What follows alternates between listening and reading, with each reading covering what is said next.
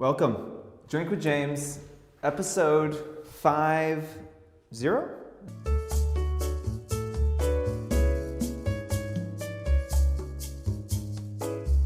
that how we do it, you think? 50. Episode 50. Honestly, if you'd asked me a little over a year ago, did I think that, on May, what's today, Tim? The 11th?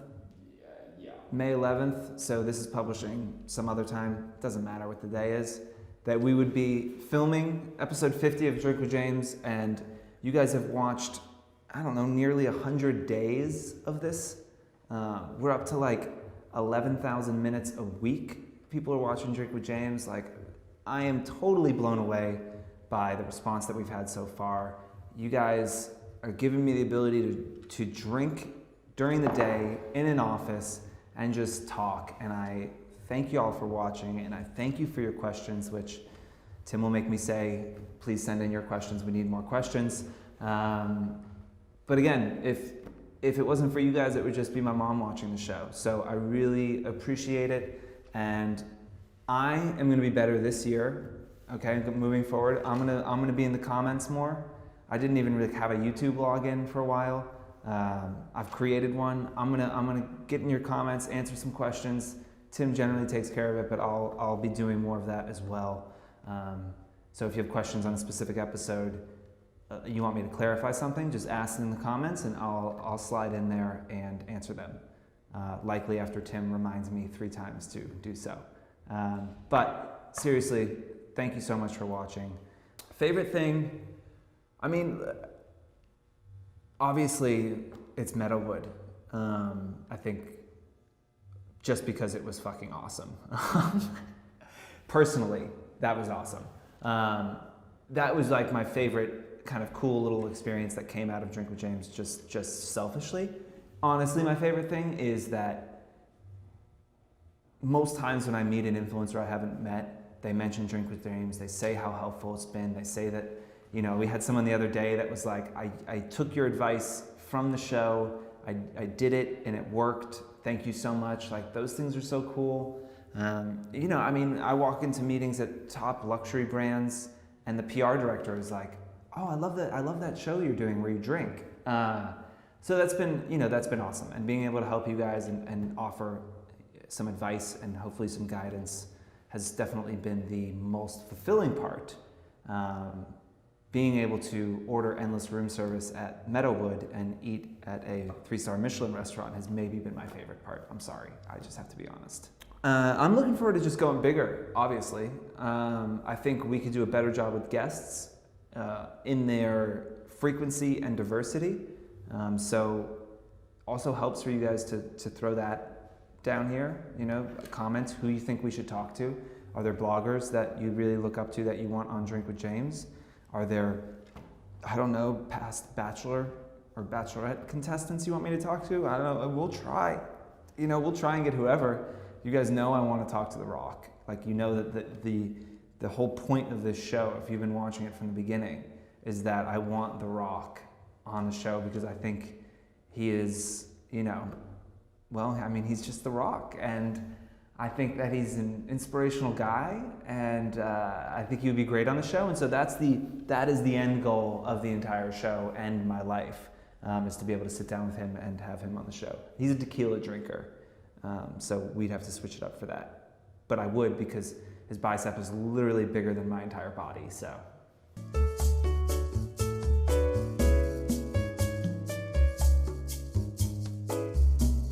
Absolutely.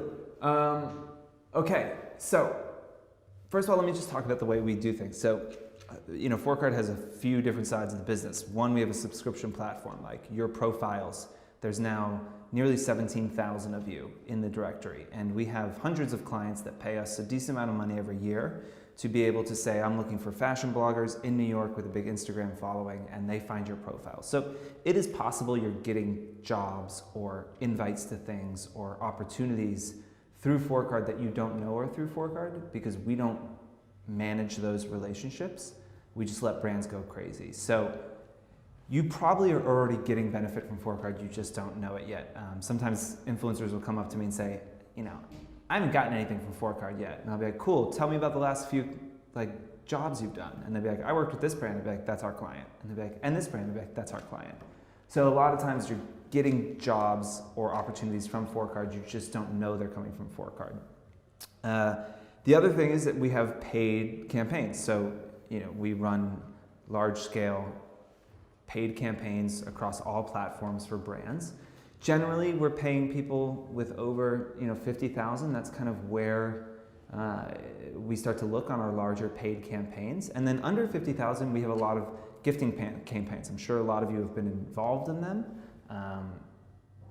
And if you haven't been involved in them, potentially you've seen an offer come through for one of them. So, we get a lot more demand for these campaigns than we actually sell. We have a pretty tight set of guidelines that we use to do that. So one of them is that we want to make sure that the thing that's being gifted is actually worth something. So our minimum value of the product is $250 for those campaigns, and it's usually more between $300 or $500. So we feel like they're really cool brands with product that is worth a decent amount of money, and we try and make sure that the product is worth the amount of money that it would be if you were paid for the post. So that's just general how this business works. If you want to work more with Fohr Card, on the paid side, you're above 50K, we get enough of these campaigns coming through, we're probably going to find you if you make sense for the brand. So just keep doing you.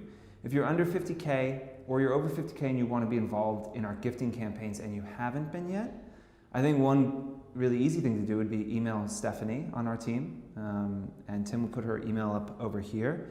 But email Stephanie and let her know that you'd like to be involved in gifting campaigns. Maybe send through an example of brand work that you've done, so she can kind of get a sense of what your content looks like and what clients you would be good for, because we are constantly doing these campaigns and we always need new talent. For us, it's a proving ground for our paid campaigns a lot of times, is that if you can do a really good job in these gifting campaigns, a lot of times that will turn into paid relationships down the road.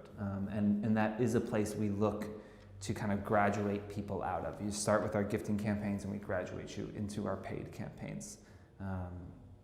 So if you have done a few gifting campaigns with us or with somebody else, but specifically with us, and you want to move into our paid campaigns, honestly, for us, it is a lot of times it's just a reach thing, and we just need that bigger reach on our paid campaigns to be able to fold you in. And I think what I want to touch on here is that y'all have the opportunity to fundamentally change the course of your life through this, right? If you're sitting at 35,000 followers right now and you're trying to grow this thing, if you can get your following up to 100, 150, certainly 200,000, the course of your life will be changed dramatically.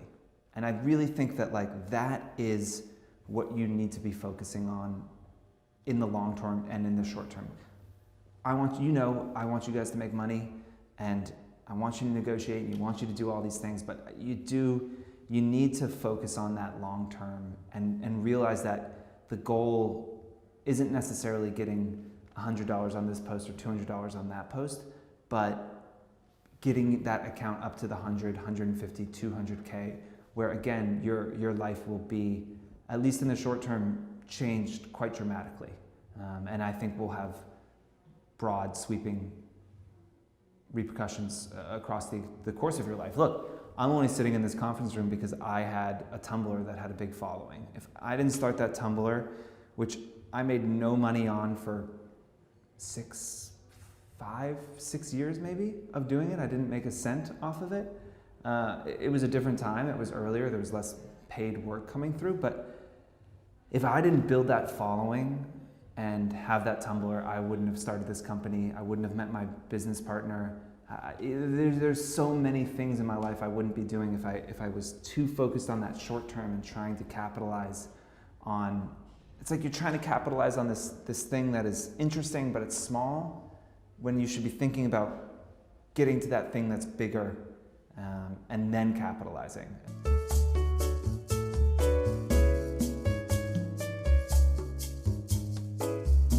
So I think The thing that you can do no matter your following size, well, I say this, I think you probably need to get to about 10K to be seen as a proper influencer.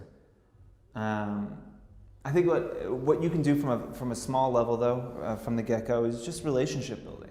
I mean, you can always start to build those relationships, and maybe you can't get connections yet at the brands that you really want to work with. Maybe you can't be going out to drinks with the PR team from J. Crew or Marchesa when you come into town in New York, but you can start to build relationships with brands, and you can start to practice that, and you can start to cultivate that and start to do brand work and all these types of things. And I think all of it starts with just a concentration on building relationships. When we were building out our sales team, I used to send Emma and Grace, who were some of our first employees, I used to send them to events, and I'd say, okay, don't come back with less than 10 business cards each.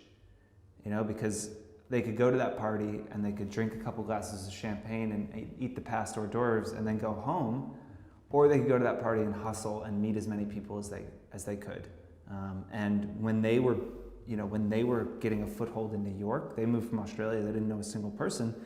And when they came here, they needed to build a network, and they just started, networking, and meeting people and building relationships and going to drinks and going to breakfasts and, going to yoga with people and getting their nails done and all these types of things. And the fruits of that have paid off massively for Fohr Card and for them personally over the last few years. So it's never too early to start to build relationships, and it is never not worth your time. So other than that, last week I was in London and Paris. I don't know if you guys saw that. My Insta stories were awesome. But I was speaking to this company, Value Retail. They run a bunch of massive shopping villages around Europe. Anyway, I was speaking at their digital conference, and I had a chance to interview Park & Cube, great influencer out of London. And she said that after any campaign, she insists on a post-mortem call with the brand.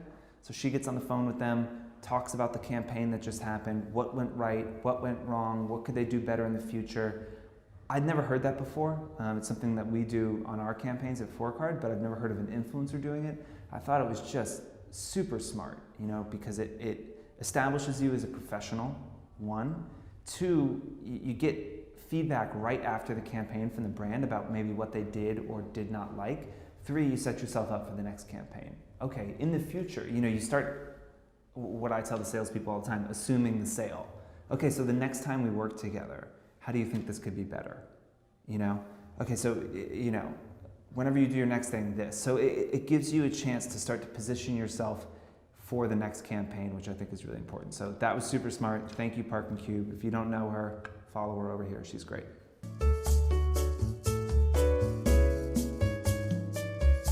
So what do you do if a brand reaches out and they say, hey, I'm going to give you $50 to post this thing, and you have 50,000 followers, and you're almost offended, right? But maybe you are offended. First of all, you like we always say, you go back, and if they send out an offer that is way too low, let me just start by saying, always be nice. It doesn't matter if people are mean to you, if they say rude things. I just think you should, bite your tongue, tell your friends over drinks about what you wanted to say to them, but be nice, especially in email. Okay, again, in Fohr Card, I don't let our employees say potentially disruptive things to clients or influencers over email. You do it over the phone. Email, tone gets lost, all of these things get lost. So if somebody is being rude to you, be really nice to them. Say, so sorry, $50 isn't enough, my normal rate is $500, let me know if that works. And if they respond again and they're rude, and I've heard of this happening, oh, well, you should be happy. We're a growing brand. We're going to put you on our Instagram. There's going to be exposure, whatever. I know you want to respond by being like, this is my job. How dare you? I've been building this business for years, and I have 50,000 people to follow me, and that's bigger than the biggest baseball stadium in the country, and I wouldn't take $50 ever, blah, blah, blah, etc. Right? That's what you want to say. What you should say is just, so sorry this isn't going to work out. Let me know if you have more budget in the future, best. Because you don't know. First of all, maybe that person wasn't meaning to be rude, and you just don't know where they're going to go next. You know, they could be working at a detox tea brand right now, but then in 2 years they could be working at a brand that is your best client. You know, so like you could work with, you know, Madewell, and you always work with them. You have an amazing relationship, and then all of a sudden, this person who you were rude to 2 years ago over email, and you told them to fuck off because they sent you an offer that you felt wasn't fair. Now they take over as your contact's boss at Madewell, okay? And all of a sudden they're like, oh, hey, how you doing? Remember me? Cool, yeah, you're not working with Madewell anymore, bye.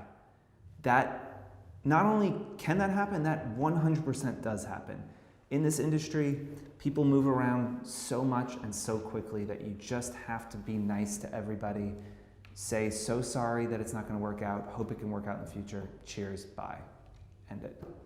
And then go pound red wine and tell your friends what you really wanted to say. Because it's fun. Honestly, look, it is fun to respond to hate. And I'll extend this conversation to people that say hurtful things to you on the comments, on your posts. I see this happening all the time. Like, I get the desire to get into fights with people and to put them in their place. I just don't think it's worth your time because you just sink to their level and you don't end up looking good. I used to do this all the time on my Tumblr. You can go back and I'm sure and find instances of people asking me rude questions on Tumblr and me just eviscerating them. But it didn't do any good. You know, it made me feel good. I got to like flex my intellectual strength and show how much smarter I was and like use a bunch of big words and like put this person in this place. But like, but for what, you know? And I remember one day my little brother was just like, what are you doing? Like, just ignore it. It's not worth it. It makes you look petty because you're getting so worked up. I think we kind of touched on this before, but Chrissy Teigen, she does a great job with this of like, she burns people sometimes, but like generally she doesn't seem to really give a shit about people insulting her. And I think that's so much more powerful than getting hot under the collar and fighting back a lot of times. Look, that's it. It's a reasonable time. It's, 5:45. So I'm not drunk at 2 p.m, which is a nice change. So again, thank you for joining us for 50 of these, and God knows how old I'll look on the 100th episode, but it's something for all of us to look forward to. Cheers.